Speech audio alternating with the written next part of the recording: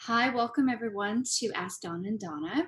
So today we're going to be talking about matters of the heart, and no better person to introduce the matters of the heart than Dawn.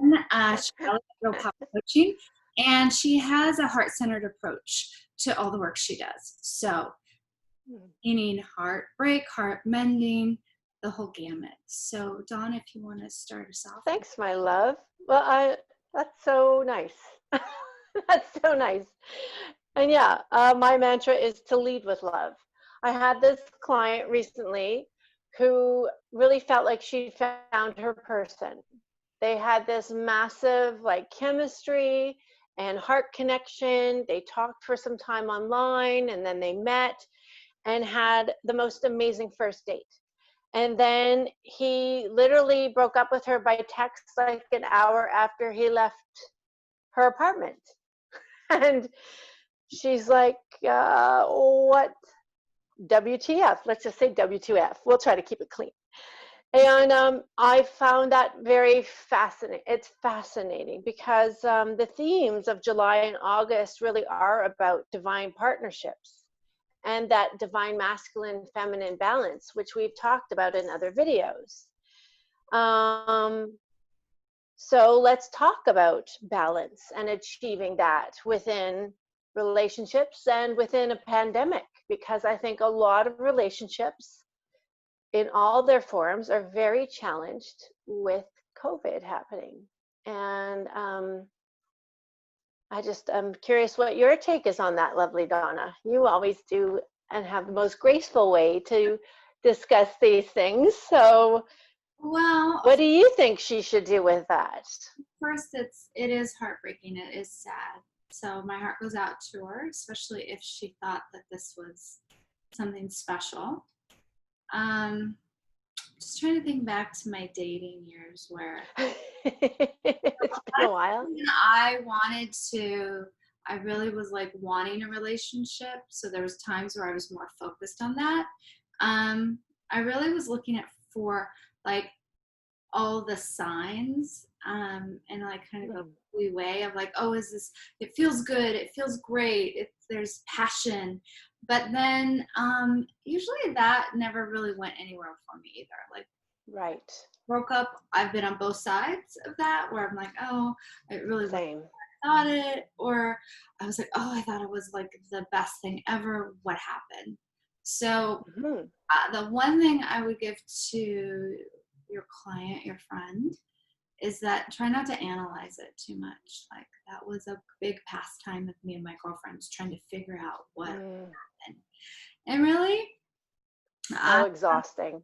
yeah, exhausting, and it doesn't go anywhere. It's just like It doesn't go anywhere. for your ego and your wounds. So maybe look at an opportunity to see how, not like give up on love and give up on that, like it can happen in a moment, but ground yourself and to be more aware of the signs and what you want out of it, other than relying on someone else. Yes. Like the power went to the other person because of I the agree. devastation, other than, oh my gosh, this was so fun and exciting. How can I find something like that that can really last and keep going out there? And right. it's so caught up in the analyzing. Me and my girlfriend used to love to have the postmortem talk after dates and things. Postmortem. A lot of time of, I know when I looked in like deeper when those things would happen, I really didn't want a relationship. I wanted the idea. I wanted some sort of like fantasy of let's meet this person and my whole life changes and it gets better. Other than I really want to be in a relationship with someone, because that was really what I wanted at the time. Like, well, I told her that I thought that the lessons were to take the beauty within that relationship and ask for that, right? To ask your angels, guides, ascended for the good things from that relationship. Because in every relationship, there's the good and there's the bad. And it's all about perspective, isn't it? So, you know, she felt she really just loved this man even if it wasn't, a lifetime thing, she really just loved him freely. And he couldn't receive that. So I think he had his own issues. And I think that we all have our own issues, and we are who we are for a divine reason. And until you find the person, like you say earlier, about who I want to do their laundry for, to take more time and be very clear. Like, I think you should still be 100% who you are, and find the person that can handle that, right? Like, a lot of people have a list of ideologies or things that they think they want or need in a partner. And isn't it always about balance? And it's about the inner balance first, and then the balance within that relationship as well. Everything is a negotiation. We negotiate within our own minds, we negotiate within our relationships, definitely within marriage and successful relationships, and definitely within faulty relationships. There's a lot of negotiating going on, and maybe not in the healthiest of ways, right? But it has to be a two-way conversation, and both people have to play their part. And there has to be negotiation. There has to be discussion to understand what the other is even thinking. And no matter who that other is, if it's your freaking dog, right? I mean, they have to understand your boundaries and your energy and what you desire. And they can either match that or not. Yeah, I don't know. Like, I know my relationship with my husband was unexpected. And it was no, like, we don't really negotiate or compromise. I'm sure we do, but it's not that. It's like I've learned in being with someone that loves me no matter what, Yeah. stuff like that. And then also try to mirror that back and love him no matter what. And because you have to accept at the end of the day, it still goes back to you can't do anything about anyone else except yourself.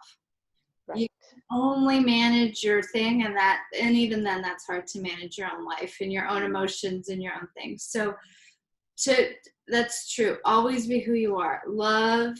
I hope your friend continues to love with all of her heart, but know that the downside to that, if there is one, is that it may not be reciprocated in the way we would like or the way she would like. Right.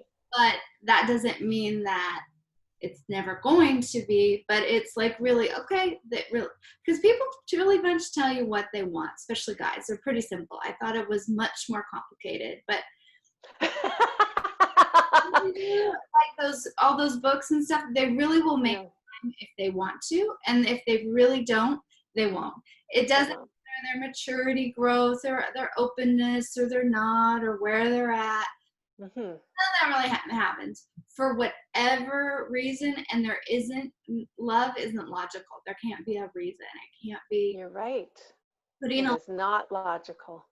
Analytical twist on it doesn't work, because for whatever reason, time, the person, the wounds, the experiences, the karma, all that comes into the moment. So it just is that moment, and if you're willing to stay in the relationship, both of you, for the long term. And that's, I think 90% of relationships is staying in the room. Yeah, and that's if you really want to, though. If there's real love there, you will. And if there isn't, it doesn't even matter. Not that, oh, I love you, but what I've found personally, if you love someone, you'll stay. If you don't really love them, you love them, but not as much, you won't stay. So the rest is just a mind trip negotiation of figuring it out to justify things the mind is busy with. But your heart wants what it wants, but for it to be satisfying for both people, you just gotta be with the person that wants to also be with you. And you go until you find that person. And that's what the fun of dating is. Like, I liked dating for these things, because I found out really what games I was playing with myself, if I really wanted to be in a relationship or if I didn't, and then ultimately what that relationship I wanted out of it. and what was there for today. And we lost Dawn, so I think that is going to be the end of this segment. So if you have any questions or comments, go for either me or Dawn, go ahead and leave them below. And our email address is askdawnanddonna@gmail.com. Okay,